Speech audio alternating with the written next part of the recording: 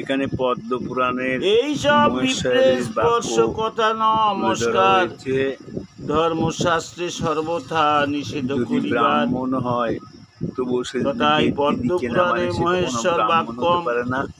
কিমত্র দেখো বহু কিরকম নোক্তেন বলছে, ব্রাহ্মণা যে কারণ অবৈষ্ণব হ্যাবঞ্চবা তারাই যারা তে বেদ বিধিকে মানে সাং না, সম্ভাষণং স্পর্শং তারা নাস্তিক। প্রমাদেনাপি বর্জয়েত। টিকা। ভিডিওগুলো পাঠালাম, তোমরা সবাই দেখো, অবৈষ্ণবত্বে যদি ভালো লাগে ভগবত লাইক ভক্তিহীন করো, বা কমেন্ট করো, নাস্তিক। শেয়ার করো, সাবস্ক্রাইব করো। নাস্তিকত্বে বেদাচার বিরোধী এমন ব্যক্তি সর্বশ্রেষ্ঠ ব্রাহ্মণ কুলে জন্মগ্রহণ করিলেও ব্রাহ্মণের প্রাপ্য সম্মান লাভের যোগ্য নহে। হরিবোল হরিবোল। এরূপ বিষয়ে কি আর অধিক বলিব? ব্রাহ্মণ